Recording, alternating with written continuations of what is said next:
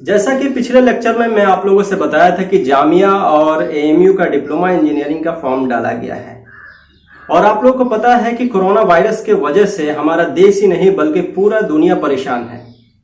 अगर आप diploma engineering का फॉर्म डाले हैं तो ये वीडियो लास्ट तक देखिएगा क्योंकि आपके लिए ये वीडियो बहुत ही इंपॉर्टेंट होने वाला है।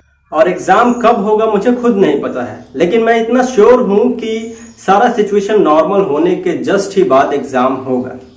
So don't wait, be ready and stay safe at your home। तो एग्जाम की तैयारी कैसे करें, क्या स्ट्रेटजीज बनाएं और सिलेबस को कैसे रिड्यूस करें, इन्हीं बातों को आज के लेक्चर में हम डिस्कस करेंगे। तो एग्जाम की तैयारी के लिए जो स्ट्रेटजीज बनाएंगे उसमें सबसे इंपॉर्टेंट पॉइंट होगा कि अगर आपका सिलेबस कंप्लीट है तो सबसे पहले आप प्रीवियस ईयर क्वेश्चन को लाएं और उसको सॉल्व करें और अपने लेवल को चेक करें। And don't depend on the theory portion. कहने का मतलब कि आप थ्योरी पोर्शन पे आप ज़्यादा वक्त ना दें क्योंकि कम वक्त होता है और थ्योरी पे अगर ज़्यादा वक्त देंगे तो फिर मुश्किल होगा। और तीसरी पॉइंट की बात अगर करें तो वन लाइनर एमसीक्यू जो क्वेश्चन है वो आप खुद अपने नोट्स पे बनाएं और उसे डेली रिवाइज करें सुबह शाम।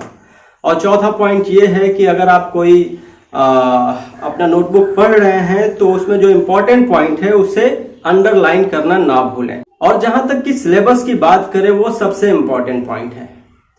इंस्टीट्यूशन जो सिलेबस रिलीज करता है वो पूरा कंप्लीट होता है, बहुत ज़्यादा होता है। जो आपका एग्जाम में जो क्वेश्चन आते हैं वो बहुत ही लिमिटेड पोर्शन से एग्जाम में क्वेश्चन पूछे जाते हैं। तो ये हमारे स्ट्रेटजीज में बहुत ही इंपॉर्टेंट हो जाता है कि सिलेबस को कैसे रिड्यूस किया जाए, किस पोर्शन को ज़्यादा पढ़ा जाए और किसको कम पढ़ा जाए, किस पे ज़्यादा फोकस किया जाए, किस पे कम फोकस किया जाए। तो ये हमारा स्ट्रेटजीज का प्लान होना चाहिए। जैसे कि मैं जामिया में 8 साल रहा हूँ, मैं 2012 में मैं जामिया में गया था और फिर उसके बाद 8 साल मैं डिप्लोमा इंजीनियरिंग और बीई वहीं से किया हूँ। तो मैं 8 साल से देख रहा हूँ कि किस तरीके के क्वेश्चन आ रहे हैं। और वीडियो को लास्ट तक देखिएगा क्योंकि ये वीडियो आपके लिए बहुत ही इंपॉर्टेंट होने वाला है। और हाँ, अगर आप नए हैं तो इस चैनल को सब्सक्राइब कीजिए, लाइक कीजिए और दोस्तों में शेयर कीजिए। मैं कुछ सिलेबस तैयार किया हूँ जो कि बहुत ही इंपॉर्टेंट है। वो सिलेबस कुछ इस तरीके से है, आपका ये स्क्रीन पे है।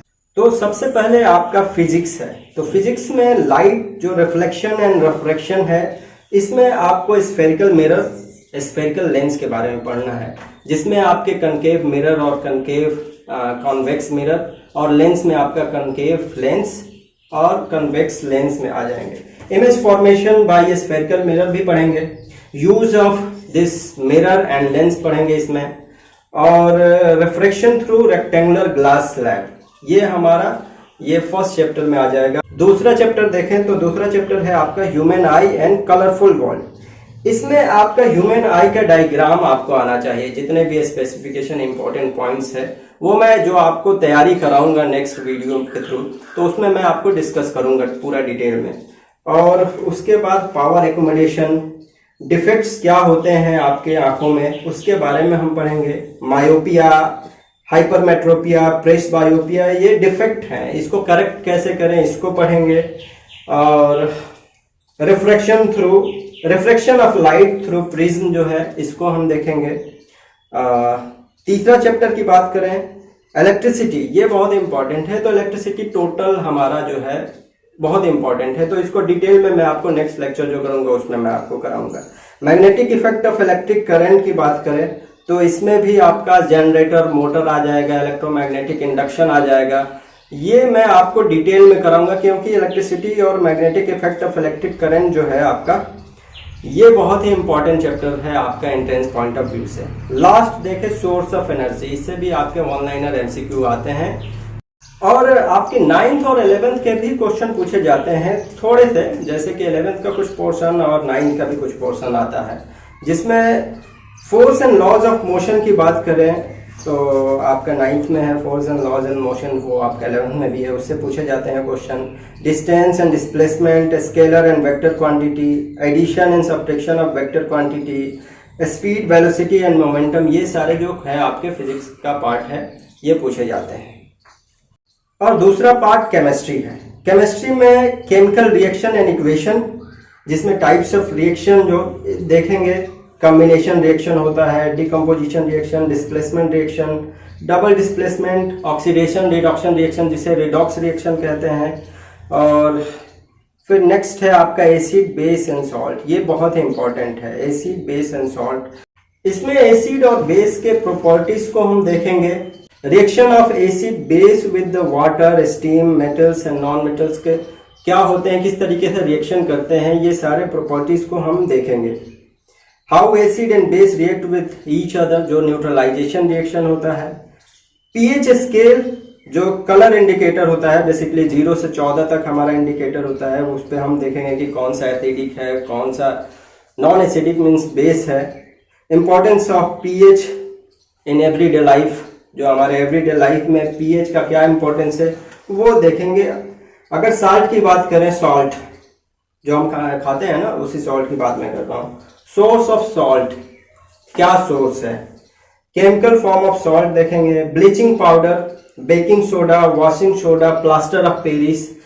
इसके फॉर्मूले बहुत इंपॉर्टेंट है, एकदम फॉर्मूले पूछ लिए जाते हैं। इसके क्या यूज हैं, तो ये हमारा इंपॉर्टेंट है। अगर नेक्स्ट देखें मेटल्स एंड नॉन मेटल्स, तो इसके physical and chemical properties important है, इसके रिएक्शंस भी इंपॉर्टेंट है। Reaction with acid and base. Aqua एक टर्म आता है, वो बहुत इंपॉर्टेंट होता है। अब ज्यादातर ये क्वेश्चन पूछ लेता है, उसका कॉम्पोजिशन क्या होता है, फॉर्मूला क्या होता है। रिएक्टिविटी सीरीज जो है ये इंपॉर्टेंट है। इलेक्ट्रॉनिक कॉन्फ़िगरेशन आपको देखने हैं, 1 से लेकर 20 एलिमेंट के इलेक्ट्रॉनिक कॉन्फ़िगरेशन। और अकरेंस ऑफ मेटल्स में अगर देखें तो ओर्स आ जाता है, जिसमें इलेक्ट्रोलाइसिस ऑफ ओर, कार्बोनेट और सल्फेट और रोस्टिंग, कैल्सिलेशन आ जाता है। इससे बहुत क्वेश्चन पूछे जाते हैं। कोरोजन क्या होता है, इसका क्या प्रिवेंशन है। रस्टिंग क्या होता है, इसका क्या प्रिवेंशन है, ये हम देखेंगे। तो नेक्स्ट है आपका कार्बन एंड इट्स कंपाउंड, जिसमें बॉन्डिंग देखेंगे, कार्बन के क्या बॉन्डिंग होते हैं, covalent bond. Saturated and unsaturated compounds देखेंगे। Functional group, homologous series, chemical properties of compound, ethanol properties देखेंगे, इथेनोइक एसिड के प्रॉपर्टीज देखेंगे और इसके रिएक्शंस भी देखेंगे हम। सोप और डिटर्जेंट, ये बहुत इंपॉर्टेंट होता है।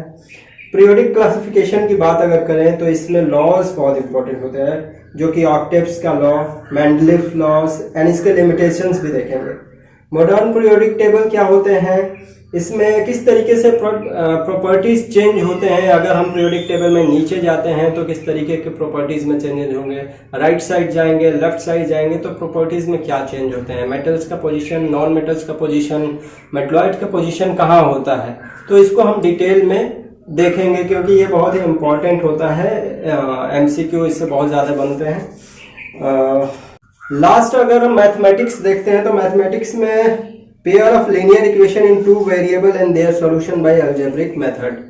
तो पेयर ऑफ लीनियर इक्वेशन हम देखेंगे तो कोई पेयर ऑफ लीनियर इक्वेशन में सॉल्यूशन डिपेंड नहीं करता है कि किस मेथड से कर रहे हैं, आप कोई भी मेथड यूज कर सकते हैं, बस आपका शॉर्ट मेथड होना चाहिए।